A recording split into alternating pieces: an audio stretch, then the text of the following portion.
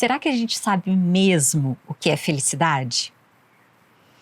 Pare por um instante e pense, o que faz você feliz? É o seu casamento? Um sorvete? Eu tenho uma amiga que diz que felicidade é quando ela vai ao cinema. Será que felicidade é quando você faz aquela viagem dos sonhos? É quando você é promovido no trabalho? Isso tudo é maravilhoso. Isso tudo é importante. Mas e se, por acaso, a gente não puder mais viajar? E se o casamento acabar? E se o trabalho não for concluído? E se? E se as coisas saírem diferente do que você planejou? Será que mesmo assim você vai ser feliz? Você vai poder dizer, eu sou feliz?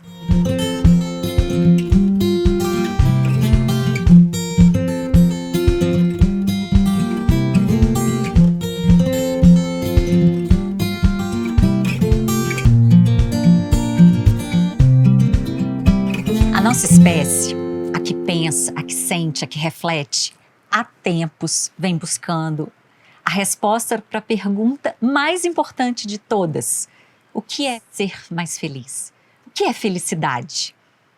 São muitas definições. E essas definições vieram de filósofos, de poetas, de grandes autores, de líderes espirituais. E a gente vai começar com a primeira definição, a definição do dicionário. Quando a gente lê no dicionário o que é felicidade, a definição vem como um estado de contentamento, né? Um estado de bem-estar, um estado de plenitude. Ok, até aí. Segunda definição, felicidade é sucesso, felicidade é êxito, felicidade é boa sorte. Se você acha que felicidade é a primeira opção, ou seja, contentamento, bem-estar, você está no caminho certo. Mas, como as outras definições sugerem, ainda é muito difícil entender de verdade o que é ser mais feliz. Muitos tentaram responder. E a gente começa pelos filósofos. Quando a gente analisa lá atrás a filosofia, o que os filósofos diziam que era uma vida mais feliz? Muitos filósofos depositavam na eudaimônia a verdadeira fórmula da felicidade. O que é a eudaimônia? É você viver uma vida com significado. É você viver uma vida com sentido. E vários filósofos foram nesse caminho. Uma outra linha filosófica que eu gosto muito, a do estoicismo, diz que felicidade é a capacidade que a gente tem de ser feliz apesar das circunstâncias. É ser feliz mesmo diante de todos os problemas do mundo. Depois dos filósofos, vários religiosos, líderes espirituais tentaram definir também a felicidade. E a gente entrou numa definição de felicidade relacionada a algo divino. Como somente os muito sortudos, afortunados, os escolhidos por Deus, pudessem ser felizes. Na realidade, às vezes a gente ainda acha isso, né? Que só os muito escolhidos, afortunados, é que têm o direito à felicidade.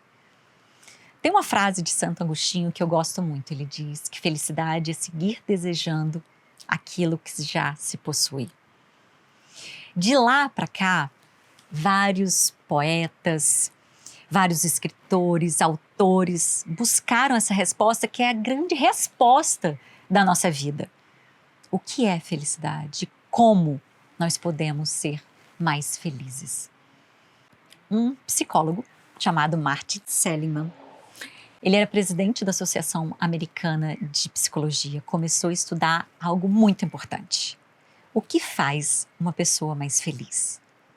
Até então, toda a escola da psicologia, medicina, psiquiatria, estudava os distúrbios emocionais. Estudava depressão, estudava ansiedade, ou seja, estudava o outro lado. Até Então ninguém tinha olhado para a felicidade. Até que o Martin Seligman teve essa ideia e pensou, por que não, ao invés de a gente olhar só para a doença, por que a gente não olha quais são as características de uma pessoa mais feliz? Será que essas características podem ser replicadas? Elas podem ser aprendidas? Será que o que uma pessoa mais feliz faz, uma pessoa que não esteja num estado de felicidade, consegue praticar e a partir daí aprender a ser mais feliz? E daí surgiu a psicologia positiva. A psicologia positiva, ela é considerada hoje a ciência da felicidade. É o grande estudo que analisa quais são os estados, as emoções positivas, quais são os estados emocionais ideais para que a gente possa, sim, se sentir mais feliz e encontrar o nosso bem-estar. E o que a psicologia positiva mostra? Martin Seligman, ele traz um termo que se chama PERMA. Ele diz que uma pessoa mais feliz, ela precisa cumprir cinco pontos para uma vida mais plena e satisfatória. Os pontos são emoções positivas, relacionamentos, engajamento, propósito e realizações. Esses 5 pontos, em conjunto, ajudam a construir uma vida mais feliz. Então, a gente vai entender cada um deles. Então, a gente vai começar pelas emoções positivas. O que Seligman entende por emoções positivas? Primeiro, a gente vai entender como que funcionam as nossas emoções. Todo o nosso cérebro, ou seja, nós fomos biologicamente programados para sobreviver e perpetuar a espécie. Isso significa que o nosso cérebro, nós somos altamente atraídos para o que é negativo. A isso nós chamamos de viés negativo. Isso acontece porque lá no tempo das cavernas, quando a gente tinha que lutar pela sobrevivência, se eu avistasse um tigre, eu precisava sair correndo desse tigre ou lutar contra esse tigre. É o que a gente chama de mecanismo de luta e fuga. O que aconteceu de lá para cá? Passados milhares de anos. Mas esse mesmo mecanismo de identificar uma situação negativa, ameaçadora e entrar nesse mecanismo de luta e fuga acontece até hoje. Isso significa que todos nós fomos biologicamente programados para identificar situações que são negativas, ameaçadoras, desafiadoras. Isso nada mais é do que um instinto de sobrevivência. Só que isso nos trouxe seríssimos problemas de felicidade. Por quê? A gente passa o dia inteiro buscando, como se a gente estivesse escaneando o mundo pelas lentes do que é negativo. Então você imagina um dia seu, um dia perfeito. Foi tudo maravilhoso, sabe aquele dia que dá tudo certo? E aí, no final do dia, somente uma coisa dá errado. O que você vai lembrar durante todo o seu dia? Dessa circunstância negativa. Ao mesmo tempo, nós precisamos, trazendo para o universo da felicidade, se nós queremos ser mais felizes, nós precisamos, ao longo do nosso dia, sentir mais emoções positivas do que negativas. Só que, biologicamente, nós sentimos mais emoções negativas. Mas, lembra que a gente falou que felicidade é uma habilidade que pode ser aprendida? Então, o que a gente pode fazer? Uma dica super prática para mudar a forma como a gente enxerga as circunstâncias é a prática da gratidão.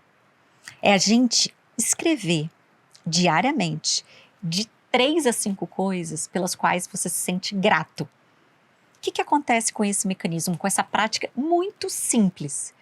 O nosso cérebro, é como se ele passasse a observar, a enxergar o lado bom das circunstâncias. Porque, naturalmente, não é fácil. Então, a gente precisa praticar através de exercícios. Ou seja, é possível, por conta própria, produzir emoções positivas. Segundo ponto que o Seligman fala, os relacionamentos. Relacionamentos, quando a gente fala de felicidade, qual a base de uma vida mais feliz? Sem dúvida. Os relacionamentos positivos, construtivos, os bons relacionamentos ficam em primeiro lugar.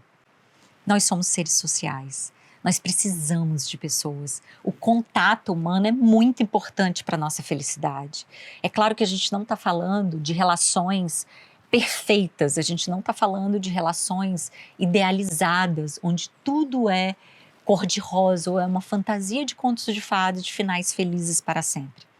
Nós sabemos que o outro, que as relações, a gente lida com o outro, que é imperfeito, assim como nós somos, mas ter a capacidade de se conectar, de ter um grupo pelo qual a gente confia, que a gente pode se apoiar, isso é muito importante para a nossa felicidade. E a gente vai para o terceiro ponto da linha do Seligman, que é o engajamento. Existe um autor, ele se chama Mihaly, ele tem um outro sobrenome que eu não sei pronunciar, mas já está aqui na legenda do nosso vídeo, é impronunciável. Ele tem uma teoria que se chama flow. O que ele diz na teoria do flow? Que quando nós nos engajamos em atividades que são desafiadoras, que são de uma certa forma difícil, mas que a gente tem a habilidade para concluir, a gente entra em estado de flow e a gente se engaja. Ou seja, não é ficar deitado na rede assistindo Netflix, gente. Não é isso que faz ser mais feliz. O estado de flow é atingido quando você tem uma sensação, um desafio, algo que te instiga. Eu vou escalar uma montanha, eu vou fazer um trabalho desafiador, eu vou dançar. A gente entra em estado de flow em diversas formas diferentes. Então, se sentir engajado em atividades desafiadoras é muito importante para a nossa felicidade. O quarto ponto é o significado. O que é o significado? Nós somos seres que buscam propósito e significado na nossa vida. Sabe aquela sensação de encontrar um sentido para o que a gente faz? Sabe aquela sensação de que nós não viemos ao mundo a passeio? De que a nossa existência faz a diferença? De que o que a gente faz tem algum sentido? Isso é muito importante para a nossa felicidade. Às vezes, muitas vezes, a gente associa a felicidade àquela felicidade hedônica, só pela busca de prazeres. É claro que sentir prazer é muito importante, mas não é só isso. Vai além. É sentir que a gente vive uma vida que vale a pena ser vivida. É sentir que a gente está usando o nosso precioso tempo no planeta Terra para deixar o planeta um pouquinho melhor do que a gente encontrou. É a nossa necessidade, a nossa capacidade de encontrar sentido para além de nós mesmos. Algo muito maior do que a simples satisfação das nossas necessidades e dos nossos prazeres. Por último, a gente fala de realizações. Realizações é a nossa percepção de que nós estamos crescendo, de que nós estamos evoluindo, que nós estamos atingindo metas, que a gente cresce, evolui e aprende. Quando a gente fala de realizar, a gente fala de planejar, a gente fala de determinar o que a gente quer, a gente fala de construir e de separar essas metas, essas realizações em pequenos objetos de desejo, realizando e, o mais importante, celebrando essas realizações. Essa necessidade de realizar, ela libera dopamina, que é um dos neurotransmissores que causam essa sensação e percepção de felicidade. Então, se sentir motivado, se sentir realizando, então quanto mais eu realizo, mais eu quero realizar, isso também é muito importante para a nossa felicidade. E por último, a gente falou que esse era o último, né? Se vocês prestarem atenção, perceberam que eu falei que eram 5. Uma aluna do Seligman, ela propôs um 6º elemento, que é o V de vitalidade. O que é o V de vitalidade? É a forma física, a energia, é o dormir bem, é o se alimentar bem, é o se movimentar, praticar atividade física, e isso traz um outro conceito de um outro super estudioso da ciência da felicidade, que é o professor de Harvard, Tal Ben-Shahar, né? Ele traz o que se chama Inspire, que diz que felicidade é o bem-estar físico, ou seja, ele traz esse conceito de movimento, de atividade física, é o bem-estar físico, é o bem-estar emocional, é o bem-estar espiritual, é o bem-estar relacional e é o bem-estar mental. Ou seja, quando a gente tem em equilíbrio todos esses, vamos dizer, essas áreas da nossa vida, a gente tem uma percepção de mais felicidade. E aí, uma outra pesquisadora, uma que eu adoro falar sobre ela, que é a Sonja Lyubomirsky, traz um conceito e ela traz uma definição sobre o que nos faz mais felizes. A Sonja, ela diz, de acordo com as pesquisas que ela realiza, que a nossa felicidade é determinada 50% pela genética. Ou seja, tem gente que realmente nasce com um copo, sabe aquela sensação de copo mais cheio e mais vazio? Tem gente que realmente tem uma genética com maior tendência à felicidade. 10% da nossa felicidade ela é prevista pelas circunstâncias da nossa vida. Se eu casei, se eu me separei, se eu fui promovido, se eu fui demitido, se eu pude ter filho, se eu não pude ter filho. São as circunstâncias que a gente tem pouco ou nenhum controle. Mas isso corresponde a somente 10%. E aí vem o bolo, a parte interessante do bolo. 40%.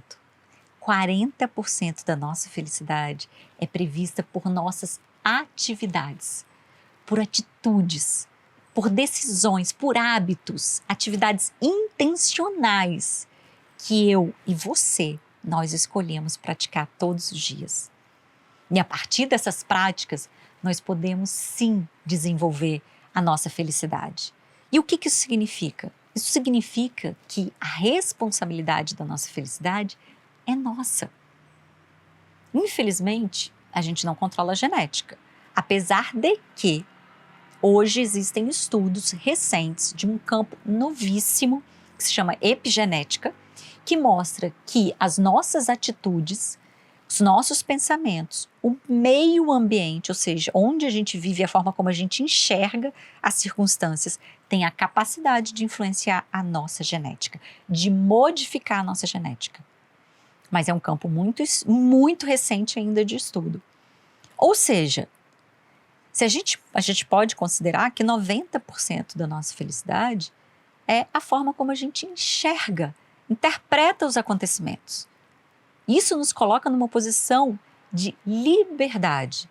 Mais uma vez, a gente sai daquela visão de escravos, escravos das circunstâncias, escravos do destino, escravos dos acontecimentos das pessoas, para uma liberdade, a liberdade de cada um construir a sua própria felicidade. E essa liberdade, ela pode ser aprendida, essa felicidade pode ser incorporada. E algumas atitudes simples que a gente pode incorporar no nosso dia a dia podem mudar, aumentar a nossa percepção de felicidade. E aqui entra a neurociência. Nada mais é que o estudo, né, de toda a nossa capacidade neurológica. E quando dizem que a felicidade nasce dentro da gente, pode acreditar. Mais especificamente aqui, no nosso cérebro. Quando algo de bom ou ruim acontece, não é o acontecimento em si que é bom ou ruim. Nada mais é do que a interpretação do nosso cérebro sobre o acontecimento. Pegar um caso clássico. Imagina uma final de campeonato brasileiro, Flamengo e Fluminense. Flamengo ganha. O que acontece com os flamenguistas? Se sentem muito felizes. Os tricolores provavelmente ficarão bem decepcionados e bem infelizes. O fato é neutro. O acontecimento é neutro. Mas são dois cérebros que interpretam o acontecimento de forma completamente diferente. Tanto que alguns autores dizem que o seu cérebro pode ser o seu melhor amigo ou o seu pior inimigo. Mas o que acontece com o nosso cérebro? Quando a gente diz que a gente está feliz, na realidade, essa felicidade nada mais é do que uma descarga de substâncias no nosso organismo. E são 4 substâncias. Os 4 neurotransmissores, os chamados de hormônio da felicidade. Ocitocina, dopamina, endorfina e serotonina. A gente vai começar pela ocitocina.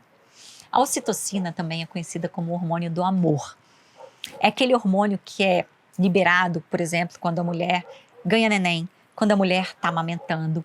É o hormônio responsável pela nossa sensação e necessidade de conexão, de amor, de se aproximar do outro, das pessoas que a gente ama, das pessoas que a gente quer. A boa notícia é que a ocitocina ela pode ser liberada de forma intencional. Ela já é produzida naturalmente pelo nosso organismo, mas nós podemos aumentar a produção da ocitocina. Por exemplo, algumas dicas práticas. Como que a gente libera a ocitocina? Dando um abraço, aquele abraço bem apertado, longo, abraço longo. Outra forma de liberar a ocitocina, quem tem bichinho, quem tem pet, olhar no olho do seu bichinho. É incrível. Libera a ocitocina para você e para o seu bichinho de estimação. Outra forma de liberar a ocitocina é você dizer, eu te amo. É você falar mais vezes, expressar mais vezes o amor que você sente por outras pessoas. Isso ajuda também a liberar a ocitocina. O segundo hormônio que a gente vai falar é a dopamina. A dopamina é como se fosse o hormônio da motivação. Ele é o que nos mantém ativos, motivados, engajados. Ele é o centro de prazer do nosso cérebro. É o hormônio que traz essa sensação de prazer. Então, ele também é muito importante. Então, uma forma de liberar, por exemplo, dopamina é você ter metas, é você realizar, é você lançar novos desafios, se sentir desafiado ajuda a liberar dopamina. Por exemplo, quando você está planejando uma viagem, você está planejando alguma coisa que você quer, isso ajuda na liberação do hormônio da dopamina. A gente vai para o nosso terceiro, que é a endorfina. Endorfina, né, é bem conhecida nos meios assim, da atividade física, é um hormônio, um neurotransmissor liberado durante a atividade física, quando a gente se movimenta. Então, se manter ativo, a endorfina é como se fosse uma morfina, é como se fosse, ela traz uma sensação assim de relaxamento, de bem-estar. Então, ela é importante para melhorar o humor, regular sono.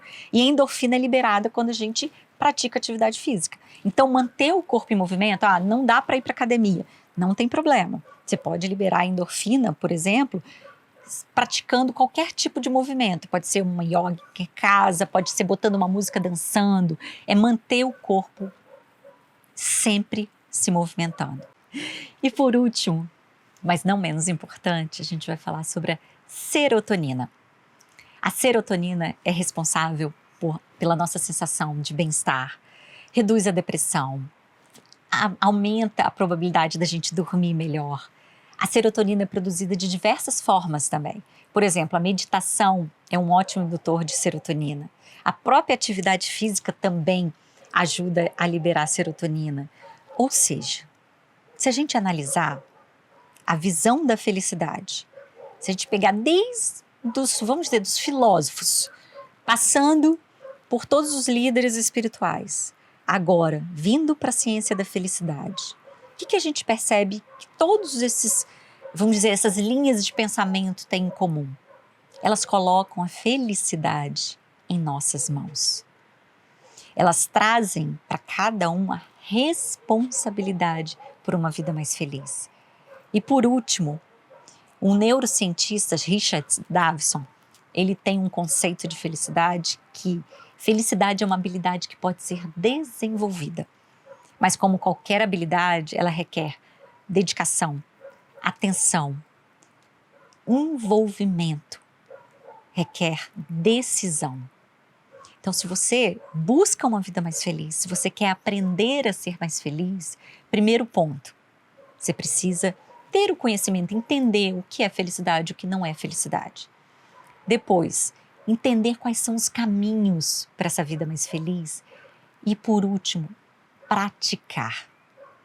Como felicidade é uma habilidade que pode ser aprendida, ela requer prática, requer colocar em prática. É como se a gente estivesse, por exemplo, aprendendo a tocar um instrumento.